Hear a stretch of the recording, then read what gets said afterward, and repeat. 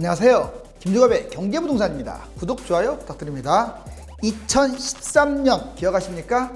아파트가 50% 이상 대폭락하여 가정 파탄에 이른 하우스푸어들이 넘쳐났습니다. 특히 그때 상투장에 무리하게 투자한 30대 9억 이상 고가 아파트 보유자들이 대거 경매를 당했는데 8년이 지난 지금은 그때보다도 2배 이상 비싼 상황이라 더 심각한 상황입니다. 4월 7일을 기점으로 부동산에 심각한 일이 벌어질 수도 있습니다. 상담 안내는 02-501-7554, 유료 상담은 010-3999-8808이며 전화 주십시오.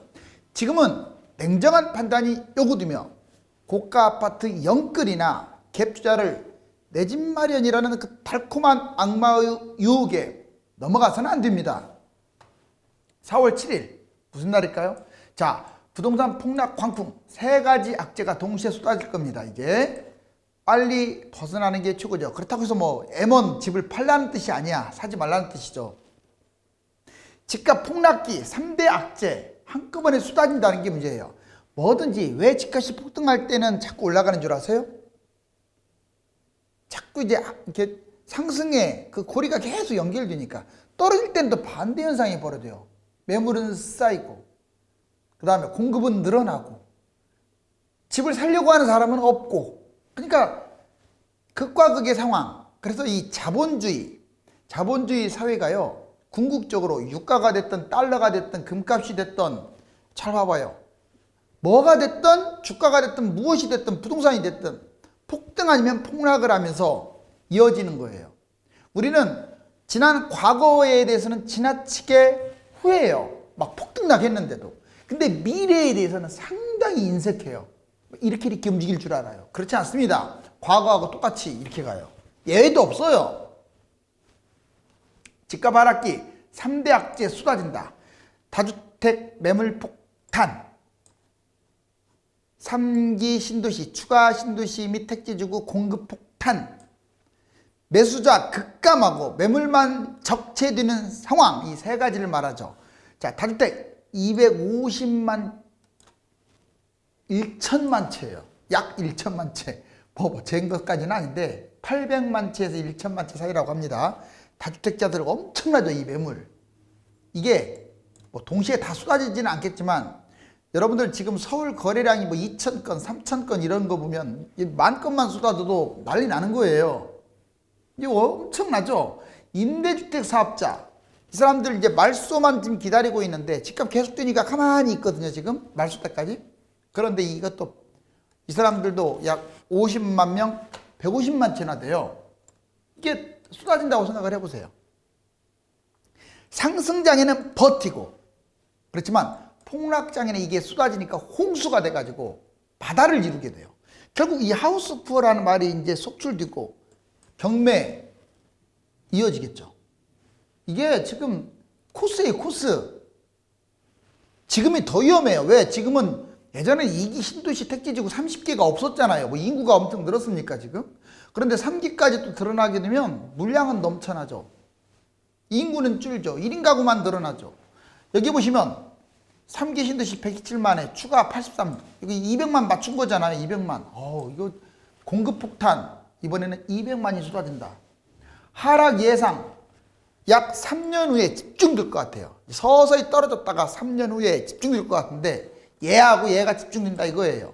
부동산 대사락기의 공급 과잉은 집값 대폭락을 가져옵니다. 이미 과거에 몇 차례 경험을 했어요. 오른쪽 보실래요? 매수 급감, 매물 적체. 당연히 매수세가 점점 이제 줄어들고 부동산에 대한 심리, 관심이 이제 없다 보니까 뚝뚝 떨어지는 거야. 무주택자, 1주택자도 관심이 1도 없어요. 무관심. 금매 경쟁 지속적으로 이제 하락하겠죠. 서로 막 더 싸게 내놔야 팔리니까. 서울 소형은 그나마 먼저 회복합니다. 자, 지금은 잘 봐봐요. 서울보다 오히려 경기, 인천, 지방이 더 뛰죠. 그리고 소형보다 대형이 더 쪘죠. 왜? 그게 끝자락에서는 활활 타오르니까 그런 것들이 더 뛰는 거야. 지방과 수도권은 늦게 회복한다는 거 잊어서는 안 돼요. 늦어도 조금 늦는 게 아니에요. 서울에 비해서 막 3, 4, 5, 6년 늦는 것 같아요. 늦는다는 얘기는 떨어진 다음에 회복도 못할 수도 있다는 거예요. 신도시와 택지지구 매물폭탄 한번 보자고요. 이게 지금 여러분들 뭔 줄 아세요, 이게? 자, 엄청 많이 써졌죠? 얼추 봐도 한 4, 50개 되는 것 같죠? 이게 바로 여러분들 2기 신도시 및 택지지구입니다. 위성도시는 뺐어요. 뭐 용인이네, 수원이네, 성남이네, 고양시네 뭐 이런 거 뺐고, 자, 택지지구만 이렇게 많아요. 이거 플러스가 되겠죠. 앞으로 이제 3기 신도시 택지지구. 신도시만 있는 줄 알아요? 6개 신도시 말고 택지지구 여기 시커멓죠, 여기. 플러스. 자, 이사대책 좀 차질은 빚을지 모르겠지만 추가 83만 가구, 총 합쳐서 200만 가구, 이거 합쳐가지고 이 200만 가구. 이것도 있고. 또 이것만 있나요? 위성도시의 집들, 서울의 집들 얼마나 많아요? 자, 여기에다가 플러스 매물폭탄, 아까 말했죠. 다주택자 250만 명, 약 1천만 채. 임대차 사업자 50만 명, 150만 채. 자, 누가 이런 식으로 강의하나요? 다 뛴다고만 하죠. 사실상 이거 진짜 위험한 거예요. 물량이 많아서. 자, 이번에는 다주택, 영끌, 갭투자. 이 사람들이 하우스푸어 영순입니다. 뭐 2012, 13, 14년 이때 하우스푸어들 보니까 다 이 사람들이었어요. 지금은 더 위험하다고 했어요. 그때는 강남도 뭐 한 17억, 8억짜리가 빠져가지고 한 10억 플러스 마이너스 했는데 지금은 올라가가지고 다 20억에서 40억 사이야, 강남이. 그러면 이때보다 설령 폭락을 하더라도 지금보다는 훨씬 비쌀 거예요. 더블 정도. 그렇게 되면 어떤 문제가 되냐면 더 하우스푸어가 늘어날 수 있어요. 보세요. 10억 아파트가 있는데 만약 4억이 하락을 했다. 한 40%가 떨어졌다. 먼저 다주택자들 10억 3개니까 30억. 뭐 자본금 자기 12억에다가 전세 18억 끼고 보통 잡았겠죠. 자, 그러면 18억. 근데 4억씩 떨어지다 보니까 영원이 돼버렸어요. 12억이 떨어졌잖아요. 4억 하락하겠다고 했으니까. 세 채니까 4, 32. 영원. 전세 18. 전세비만 줄까 말까. 전세비도 못 돌려주겠죠. 자기 돈이 없으니까. 또 집값 떨어지면 전세값도 떨어지거든요. 전세 반환 불능, 자본 탕진, 경제 파탄. 정리하면 이 시점에서 가장 위험한 것은 다주택입니다. 그럼 볼 것도 또 없어요. 이 사람들이 아니에요. 지금까지 부러움의 대상이었던, 집이 여러 채로 부러워했던 그 사람들이 최악의 사태에 직면해요. 이제 아마 튈 거예요. 어디로 도망가고. 자, 그 다음 보세요. 영끌도 위험해요. 자기 자본금은 4억밖에 대출 받아갖고. 자, 4억 하락하니까 6억 남아갖고 자본금은 다 없어지고 대출만 덜렁 남았네요. 자본금 탕진, 원금 이자 갚아 나가야 돼요. 그나마 이 사람은 월급을 벌기만 하면 자기 돈은 없지만 이자 갚아 나가면서 회복기를 기다려야겠죠. 근데 얼마나 위험합니까? 아무튼 잘못했다면 경제 파탄. 자, 갭 투자는 더 위험해요. 자본금이 4억인데 전세 6억 끼고 갭 투자를 했다? 자, 6억. 자본금이 날라갔네요. 그럼 전세 6억인데 누군가 전세로 들어올 거 아니에요. 그럼 전세비 돌려줘야 하는데 돈이 없어갖고 못 돌려주는 거야. 전세값이 이제 6억, 한 4억으로 떨어질 거예요. 그럼 2억이 없어갖고 이거 경매당하는 거예요. 더 위험합니다. 대출만, 여기는 이자가 나갈 뿐이지 원금 이자가 나가서 좀 걱정되고 얘는 당장은 편할지 몰라도 폭락하고 전세 바뀔 때 경매당한다고요. 이거 보세요. 자본 탕진, 전세 불능, 경제 파탄. 자, 아무튼 이 세 가지 사람들이 하우스푸어가 많았다. 그럼 사례를 보여드릴게요. 근거가 중요하니까. 2012, 13년에 하우스푸어 끔찍한 실체를 보여드릴게요. 자, 집 있는, 이거 지금 뉴스 제목이에요. 집 있는 30대 25%가 하우스푸어. 오, 대단하네요. 그러니까 30대 4분의 1이 하우스푸어다는 것. 40대도 앞질렀대. 이때는 또 30대가 지금처럼 연끌을 많이 안 했어요. 여보 봐봐요.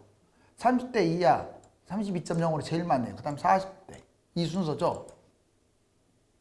늘어나는 수도권 주택 경매. 여기 보세요. 8년, 9년, 10년, 11, 12 계속 늘어나잖아요. 왜? 바닥이 12, 13년이었는데 늘어날 수밖에 없죠. 집값은 폭락을 하고 갚을 수가 없으니까. 아까 그 세 가지 유형. 자, 주택 대출자 16%, 대출 받은 사람의 16%가 하우스푸어다. 9억 넘는 가구 10채 중 2골. 근데 여러분들 여기서 언급 안 한 게 있어요. 지금 대출만 꺼내고 있는데 갭 투자가 더 위험하다고 했습니다. 어찌됐거나 차봐. 그럼 누가 경매를 많이 나가고 누가 파산했느냐? 돈 없는 사람이 파산했을까? 자, 여기 보세요. 집값이 비쌀수록 특히 9억 원 이상 갖고 있는 사람들이 파산이 제일 많아요. 인생 끝장난다 이 말이에요. 지금으로 따지면 분수에 넘치게끔 막 강남을 잡은 사람들, 갭 투자를 했던 빚을 끌어당겼던 이 사람들은 폭락장 오면요 거의 막 그냥 붕괴된다고 보면 돼요. 붕괴된다고. 본인이 아무리 월급이 세도. 그래서 함부로 잡지 마시라고. 함부로. 그리고 보면 1억 5천 미만도 13.2, 그 다음 3억까지가 15.6, 6억까지가 17.6, 6억에서 9억이 14.5. 어찌됐거나 전반적으로 9억 원 이상이 20.3. 점점 금액이 큰 중산층, 비싼 아파트를 갖고 있는 사람일수록 붕괴돼요. 그래서 제가 뭐라고 했습니까? 가급적이면 중저가로 하라고 노래를 부르는 까닭이 거기에 있는 거예요. 부동산 가두리 세금 특기 조금 하나 비판 좀 해야겠어요. 자, 지금은 사기도 힘들고 보유도 힘들고 팔기도 힘들고 속칭 이 가두리라는 말은 원래 집값이 못 올라가게 이 부동산 중개소에서 서로 짜가지고 집값 못 올라가게 가둬놓는 걸 가두리라고 해요. 고기 가둬놓듯이. 뭔 말인지 이해가죠? 집값 못 올라가게 중개소가 담합하는 걸 가두리라고 하는데 제가 보기에는 지금 당국자들이 가두리하고 있는 것 같아요. 부동산 가두리. 왜? 세금 뜯어먹기 위해서. 부동산 매입 부분, 그 다음에 보유 부분, 매도 부분 다 보자고. 매입 때. 집값을 띄웠다라는 생각이 솔직히 강합니다. 의도적으로. 뭐 다 그랬다고는 하지 않지만 당국자들이. 자, 정부 4년 동안에 집값이 80% 뛰었다. 이거 뭘로 설명할 거예요? 자, 그리고 하나 또 여러분들한테 물어볼게요. 지금 집값 잡으려고 하는 어떤 모습을 보입니까? 제가 집값 확실하게 잡는 방법 여러 가지 제시했죠. 신용이라도 됩니까 지금? 안 내잖아요. 오히려 이런 말 하더라고요. 집값 지금 부담지수가 엄청나게 늘어나서 이제는 떨어질 것이다. 정부 당국자가 그런 말을 해. 제일 높은 사람이. 자, 떨어질 것이다. 본인은 가만히 있으면서 뭘 떨어져요? 감 떨어져요? 올라서 떨어져요? 그 올라서 떨어지는 것은 지금 8년째 뛰고 있는데도 안 떨어지고 있는데? 어찌됐거나 그렇고. 자, 세금 징수, 집값 주도 성장, 코로나 부양, 바로 이 세 가지 요인 때문에 집값을 띄웠다라는 의심을 받는다고요. 세금 징수, 집값 주도 성장, 코로나 부양. 자, 그 다음에 무주택자 대출 매입. 이게 왜 매입 힘드냐? 무주택자들 여러분들 대출 많이 못 받아요. 불리하죠. 주택 가격하고 소득에 따라서 특히. 그 다음에 다주택자 취득세 셉니다. 2주택자는 8%, 3주택자는 12%. 이러니 누가 다주택자가 집을 사겠어요? 물론 사도 안 되겠죠. 매입이 만만치가 않아졌어요. 자, 그 다음에 보유 한번 볼까요? 1주택자, 고가주택 보유. 종부세 폭탄 맞아요. 저는 이거 잘못했다고 봐요. 자, 집 하나 갖고 있는 게 어찌됐거나 뛰었든 떨어졌든 물론 비싼 집을 갖고 있으면 좀 세금은 더 내는 건 맞아요. 그렇지만 지금처럼 주택 하나 갖고 있는데 아주 엄청나게 융단폭격의 세금을 때리는 것은 좀 형평성에 어긋난다고 봐요. 그리고 고가 기준도 문제입니다. 공시가격 9억 이상 약 41만 가구인데 이거 고가 9억이 고가입니까 지금? 서울에서? 이거 나는 15억으로 올려야 한다고 봐요. 아니, 당장 올리면 안 돼. 지금 집값은 떨어뜨려야 하니까. 다음에. 자, 그 다음에 다주택자 2, 3주택 한정 고가 세금 강화. 여러분들 다주택자를 지금 문제점이 있어요. 다주택자 하면 2주택, 3주택으로 왜 딱 두 개만 나눠요? 4, 5, 6, 7, 8, 9, 10 나눠야 할 거 아니에요. 금액이 10억, 20억, 30억, 40억, 50억, 60억 이렇게 쭉 나눠지듯이. 그래갖고 누진세를 때려야 자본주의 기본 아닙니까? 근데 3주택까지로 한정해갖고 고가 아파트만 세금 강화하고 10개 주택이 있는 사람이요 3개, 2개 갖고 있는 사람보다 훨씬 세금이 세야 돼. 근데 우리나라는 그렇지가 않아요. 3주택 이상은 똑같아. 이거 빨리 바꿔야 하고 다주택, 주택수별. 자, 보세요. 주택수별, 가격별 누진세를 신설해야 한다라고 제가 말하고 있는 거예요. 안 하고 있잖아요. 왜? 지금 보유 세금만 막 뜯어내고 싶은 거야. 집값 떨어뜨리고 싶은 생각이 없는 거야. 자, 이제 부동산 매도도 문제가 돼요. 자, 1주택자들 고가주택 양도세 폭탄. 이것도 부당한 거예요. 1주택자인데 어떻게 9억 이상 넘는다고 해서 세금을 갖다 그렇게 양도 차익에 대한 세금을 다 뺏어가요. 15억, 20억 그 사람들 세금 많이 냅니다. 비싸니까 세금 낸다? 해외하고 비교해도 너무 세요. 고가 기준도 제가 보기에는 아까 종부세처럼 15억 이상으로 상향하는 게 현실적이고 소형주택 자, 여러분들 소형주택 주택수에 포함되냐 안 되냐 자꾸 이 질문하는데 알려드릴게요. 자, 특별시, 광역시, 수도권 이 세 곳은 1억 미만짜리도 조그마한 주택도 양도세 낼 때 주택수에 포함됩니다. 알았어요? 취득세에서만 예외가 돼. 취득세에서만. 취득세에서는 조금 이렇게 8%, 12% 이렇게 안 내는데 양도세. 자, 다시 말할게요. 서울, 수도권, 광역시는 다 포함된다는 거 잊지 마세요. 조그마한 거 두 채 있어도 두 채로 포함된다고요. 자, 그 다음에 다주택. 그리고 이거 취득세도 같이 난 내게끔 했으면 좋겠어요. 무슨 소형이라고 해서 편들어주고 여러 채를 갖고 있는데 무슨 주택수에 포함 안 되고 이런 게 어디 있습니까? 다 포함시켜야지. 자, 다주택 양도세, 중과세는 글쎄요, 사람에 따라 이거 팽팽한데 완화해야 돼요. 지금 이 모양 이 꼴이 된 게 양도세는 엄청 세게 때리고 보유세 폭탄이라고 하는데 폭탄은 무슨 폭탄입니까?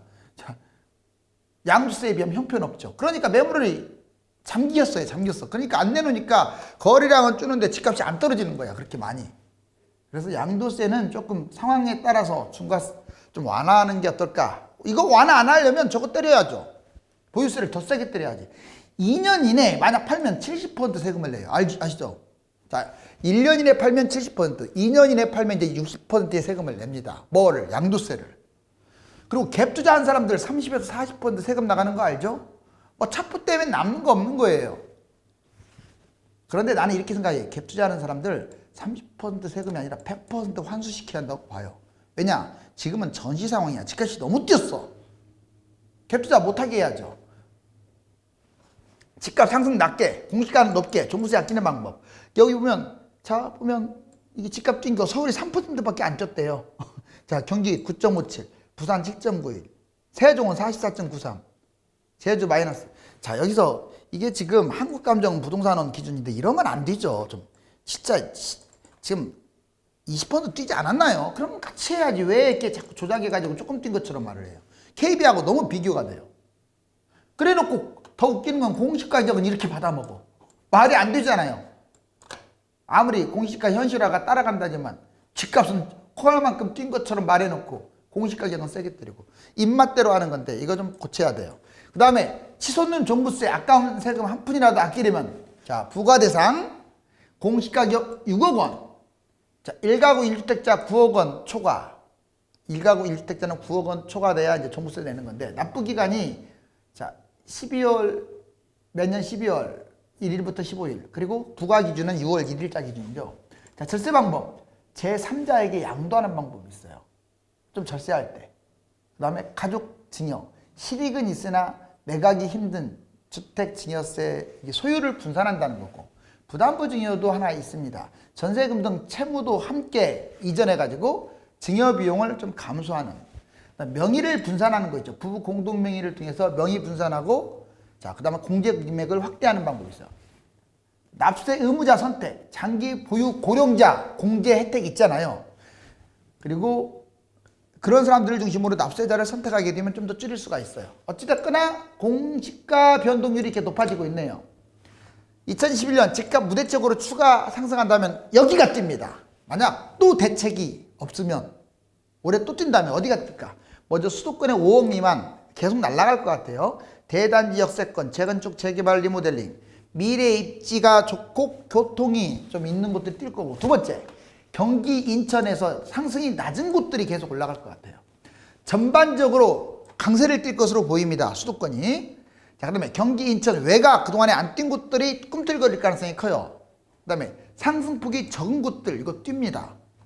자, 그 다음에 광역시는 조금 조심해야 돼요. 중저가 저평가 중심으로만 접근하세요. 왜? 전반적으로 약보합이나 약세로 전환될 가능성이 있어요. 5억 미만의 중저가 상승폭이 적은 곳. 그 다음에 지방 중소도시 뭐 광역시하고 같이 보셔도 돼요. 중저가 저평가 전반적으로 약보합이나 약세 5억 미만 중저가 상승폭이 적은 곳. 지금은 광역시 상승폭이 줄어들면서 지방 중소도시로 약간 확대된 편이에요. 왜? 이곳이 안 떴으니까. 이제 여기 조금 일부적이 꺾이고 있죠. 이 그래프를 한번 볼게요. 자, 실제로 인천광역시 부평구, 뭐 부평구만의 문제가 아닌데 여기 보시면 자, 2006년에 꼭지 찍고 2010년에 13년까지 바닥 쳤다가 자, 자, 올라가고 있는데 여기 최근에 뛰고 있는 이 모습 보세요. 2021년 현재입니다. 날아가고 있죠. 2000이 이렇게 좀 무섭게 가고 있어요. 그 다음에 이동평균선이 그래요. 대전광역시도 서구도 한번 보겠어요. 자, 계속 못 갔어요. 대전이. 그러다가 딴 치고 날아가고 있습니다. 모양이 거의 닮지 않았어요. 지금 전국에서 제일 뜨거운 곳이 인천, 그 다음에 대전, 경기, 청주나 충청권입니다.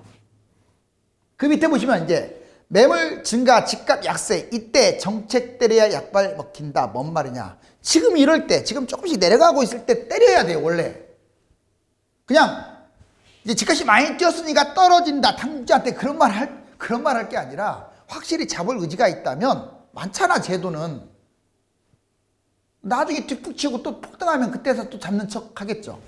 자, 아파트 절세 매물 늘었지만 집값 하락은 어렵다고 지금 다들 얘기합니다. 올해만 놓고 봤을 때 여기 보시면 매물은 지금 쭉 떨어졌다가 이제 조금씩 매물이 증가하고 있어요. 매물이 증가한다는 것은 집값 하락 위험성이 큰 거예요. 근데 아직은 기대치만큼은 늘어나지 않고 있어요. 다주택자들이.